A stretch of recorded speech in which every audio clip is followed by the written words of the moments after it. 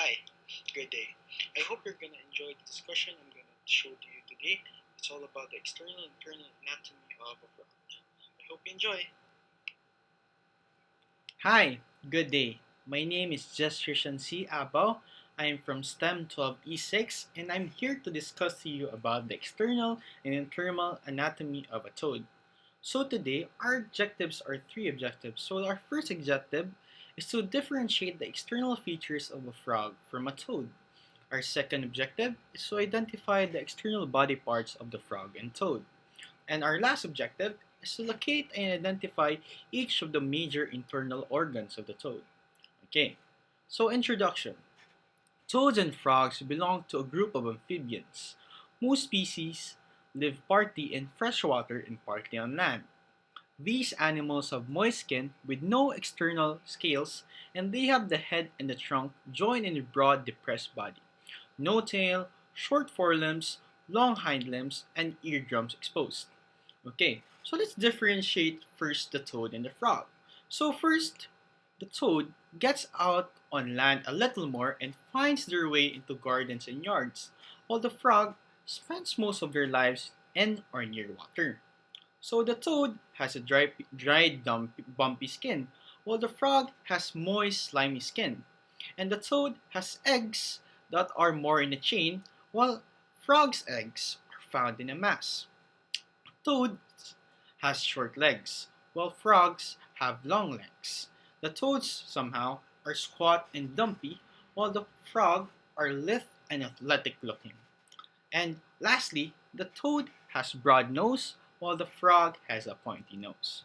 Okay, so let's talk about the external differences of male and female frogs or toads. So how can we determine if they are male or female? So the male and female frogs or toads can be distinguished from each other by the following features. So first, the first finger of the male is very much swollen during the breeding season. So if they're in the breeding season, all you gotta do to determine if it is male or female is to watch the first finger of a frog or a toad if it is swollen. So if it is swollen, then it is a male. So as you can see in the picture, you can differentiate the female wood frog and the male wood frog, okay? So as you can see in the male wood frog, its first finger is swollen, while the female wood frog doesn't have a swollen hand, right? Can you see, diba? You can see the difference and you can determine easily and fast what frog or toad is a male. So second difference is the male has dark pigmented areas at the angles of the lower jaws on the ventral surface of the head. So as you can see again on the photo on your left side, you can see in the ventral point of view, you can see there are two dark pigmented areas right on the left and the right. So you can already determine that it is a male frog or toad. Okay. So last difference in determining what's the gender. So the female is generally bigger. Okay. So that shows the last difference. So the female is generally bigger. Okay. So as you can see in on the photo, the female. So you gotta see the difference, right? It's really the left frog or toad is really bigger than on the right side, right? So you can easily determine that the bigger toad or frog is a female, and the smaller frog or toad is a male. Okay, so that's all for external differences of a gender of frogs or toads. So let's move on to the external anatomy of a toad. So as you can see, pictures of the body of the external anatomy and the external anatomy of frog's head.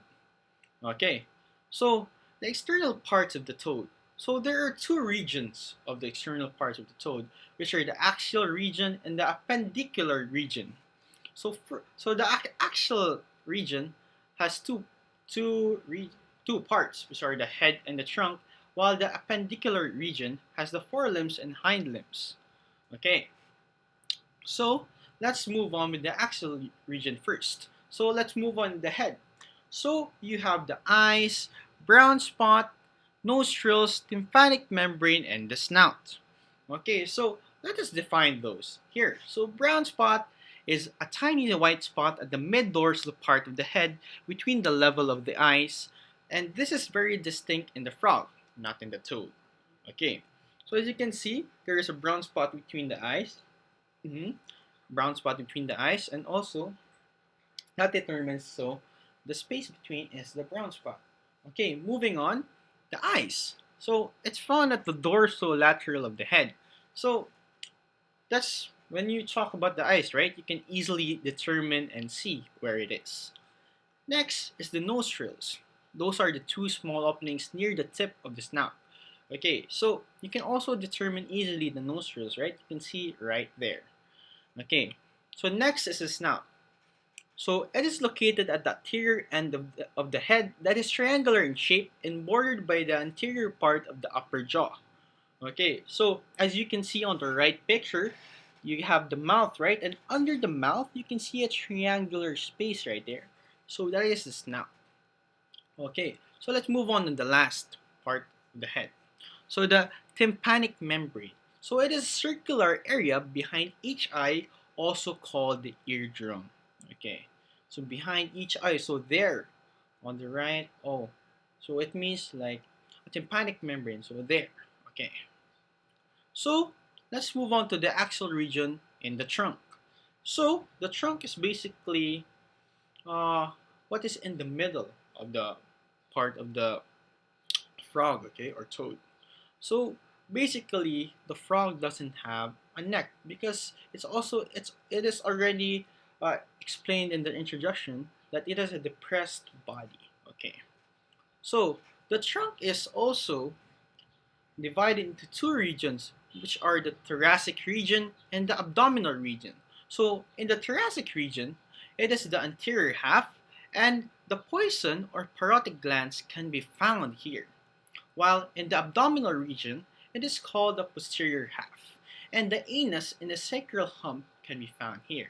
So let's let's define what are the parotid glands and the sacral hump, right? So what are their uses? So they're called parotid glands and are found behind the eyes and toads and some frogs and salamanders. So it happens when a toad is under duress, it will secrete the milky bufatoxin from these glands and sometimes even shoot it out to try and get in the predator's eyes or mouth.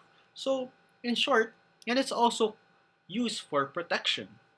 And also, the sacrum connects to the hip bones and is important in forming a strong pelvis. The sacrum provides support at the base of your spine. The sacrum is a very strong bone that helps to support the weight of the upper body. So that's what is the use of the sacral hump, right? To be a very strong bone that helps to support the weight of the upper body. So without the sacrum or the sacral hump, you cannot carry the weight of your upper body. So that will be a hard time for you. Okay. So let's move on to the appendicular region of the frog. So let's start with the forelimbs. So it has the upper arm, the middle forearm, the corpus or wrist, the manus or hand, fingers, and the prepollux. So what is the upper arm? It is the first segment which is attached to the trunk, while the middle forearm is the next segment immediately below the upper arm. The corpus or wrist is next to the forearm. The manus or hand is distal to the wrist. The fingers, also called digits, are usually four in number. So frogs has four fingers in number, okay? So while the prepollux is the rudimentary first finger, a short stump on the inner side of the hand. Okay, so as you can see in the photos, they are labeled with an arrow, so each part has an arrow and you can see where it is located. Okay, so the upper arm is there, the middle arm or middle forearm is there, the corpus or wrist is next there, and the manus or hand and the fingers are directly on the same part. The prepollux is on the other picture. Okay, let's move on with the hind limbs. Okay, so the hind limbs consist of the thigh, shank, tarsus or ankle, pes or foot, toes or digits, web, and prehallux. So let's define each. So thigh is the first segment attached to the body mass. Shank is a segment immediately next to the thigh, while the tarsus or ankle is a segment immediately next to the shank. Pes or foot is the part of the limb distal to the tarsus. Toes or digits are usually 5 in number, so their toes have 5, are 5. So web is a membranous extension of the skin connecting one toe to the other, while the prehallux, this is the small sixth toe and it may be missing. Okay, so fun fact, why is a toad's skin loosely attached to its body? So this is the answer. The skin hangs loosely on the body because of the lack of loose connective tissue. Okay, so we wrap up the external anatomy of a toad. So let's move on to the internal anatomy of a toad. Let's see what is inside of a toad, right? Okay, so you can see the pictures. There are two pictures showing what is inside the toad, like esophagus and other things, and also in the mouth. Okay, so there. Let's move on to the body cavities or coelomic cavities. So they have two body cavities, which are the pleuroperitoneal cavity and the pericardial cavity. So the pleuroperitoneal cavity is a cavity that occupies a greater part of the space in the trunk. It holds such most of the viscera such as the stomach, intestine, liver, pancreas, lungs, reproductive organs, spleen, and other less conspicuous organs. While the pericardial cavity is a small cavity that holds the heart and is located at the thoracic region, and the two peritonia can be found there. So let's start off with the esophagus. So the esophagus is a short tube just behind the buccal cavity and connects the pharynx with the stomach. Okay, so as you can see in the picture, the esophagus is located near the mouth. Okay, so let's move on to the stomach. So the stomach is the bag-shaped, muscular, slightly curved sac posterior to the esophagus. So this can be seen on raising the left lobe of the liver. So you still need to raise the left lobe of the liver to see the stomach. Okay, and the stomach has two regions. So it has the cardiac region and the pyloric region. So the cardiac region is the whiter anterior portion of the stomach which joins the esophagus, while the pyloric region, narrower posterior narrower posterior portion that ends in the pylorus. Okay. Let's move on to the next internal organs, which is the small intestine.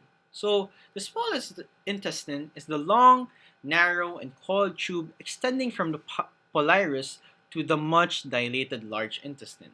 So it also has four subparts, which is the ileum, which are the posterior coiled portion, and the mesentery, which suspends the small intestine, and the common bile duct, which is a small tube-like structure. And lastly, the duodenum. It is the anterior portion. Okay. So let's move on again to the next internal organ, which are the large intestine. So the large intestine is a straight club-shaped, usually dark-colored tube continuous with the small intestine and ending at the anus or vent. So it also has four, five other parts, which are the mesocolon, which suspends the large intestine, the urinary bladder, which are membrane-like bilobed sac, and spleen, which are the rounded dark red gland, and rectum, the anterior and large portion, and the cloaca, which are the posterior narrow portion. So let's move on with the liver. So what is the liver? The liver is a digestive gland considered as the largest gland in the body, occupying the anterior half of the pleuroperitoneal cavity. So it has two subparts, which is the gallbladder, which is a rounded sac, and the common bile duct, which runs from the gallbladder to the duodenum. And let's move on to the pancreas. So the pancreas is a long, thin, irregular, yellowish organ suspended in the omentum connecting the stomach, duodenum, and liver. So as you can see in the picture, it is right in the middle of the frog. Okay, it's like a claw-like structure, right? Okay, so let's move on to the kidney. So kidneys are one pair and are all elongating organs, dark brown in color. So this is also where they store all the nasty stuff. Okay, so kidney there, it has a pair, so one pair. Okay, so next is the gonads. So the gonads consist of the ovary oviduct, and testes. So the ovary is the dark organs attached to the ventral surface of the kidney, while the oviduct is paired white coiled tubes lying lateral to the kidneys, while the testes, a pair of elongated cylindrical yellowish bodies lying on the ventral surface of the kidneys. So those are the gonads. So let's move on to the heart. The heart is a hollow, pear-shaped muscular organ which is situated in the anterior part of the body cavity in front of the liver. So it has the auricles, ventricle, and conus arteriosus. So the auricles receive the blood, while the ventricle pumps blood from the heart, and the conus arteriosus directs blood flow. Okay, so thank you so much. So those were the internal anatomy of the frog. So these are my sources, and Hi, I hope you learned something on my discussion. Um, I hope to see you soon on my next discussion and always stay safe. God bless. This is Jess. Take care always. Thank you so much. thank you so much.